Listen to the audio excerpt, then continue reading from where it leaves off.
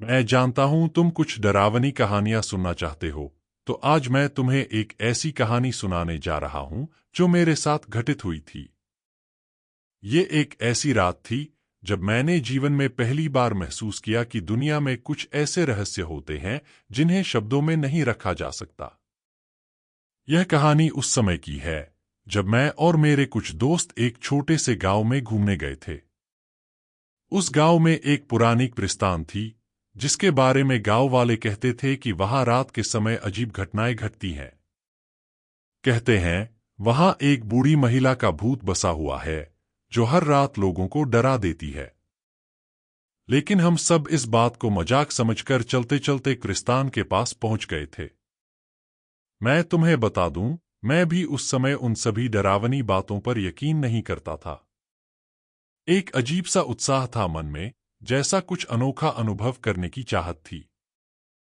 हम सब कब्रिस्तान के पास पहुंचे तो कुछ देर खड़े रहे और फिर हंसी मजाक करते हुए एक दोस्त ने कहा, क्या कोई रात के अंधेरे में यहां तक आया है?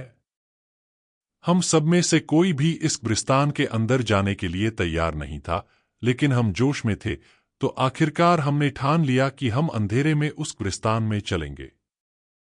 जब हम कब्रिस्तान के अंदर पहुंचे तो हवा में एक अजीब सी सिहरन थी।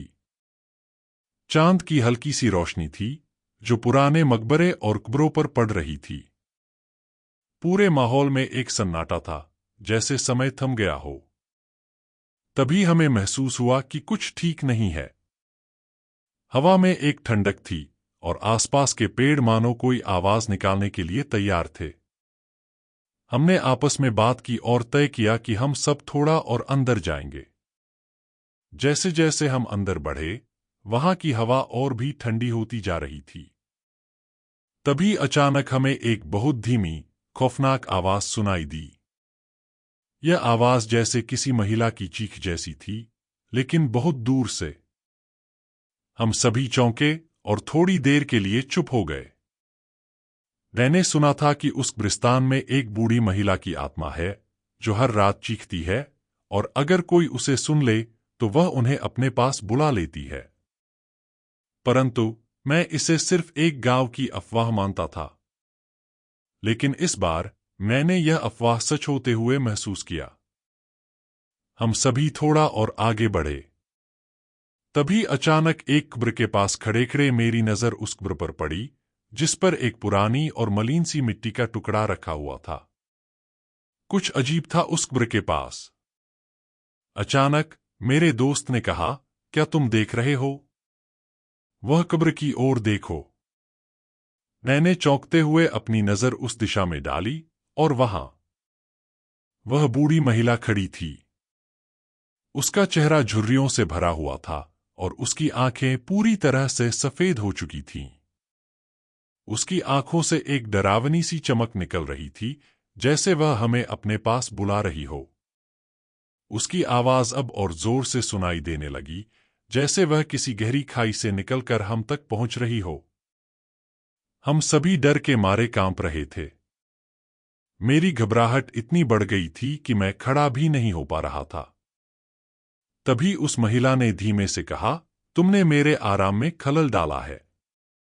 अब तुम मेरे साथ रहोगे। यह सुनकर हम सब एक साथ भागे। जैसे ही हम दौड़े, हमें महसूस हुआ कि हमारे पीछे कुछ कदम आ रहे थे। मेरी सांसें तेज हो गईं और मैं मुड़कर देखने की हिम्मत नहीं कर पा रहा था। हमें ऐसा लग रहा था कि हम कब्रिस्तान से बाहर निकलने के बजाय जैसे वहीं फंसे जा रहे हैं।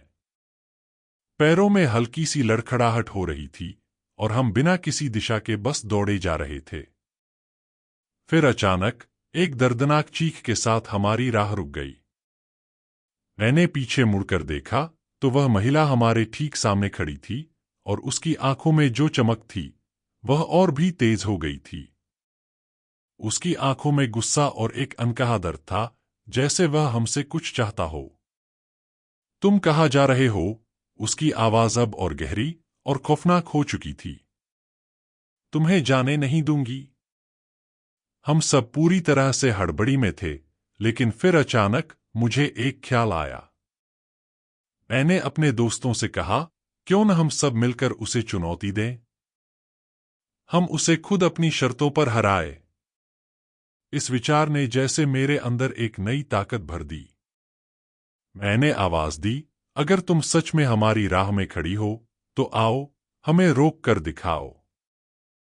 हम सब मिलकर एकजुट हुए और हमारी आंतरिक शक्ति ने हमें साहस दिया। फिर किसी तरह वह महिला हमारी आंखों से गायब हो गई।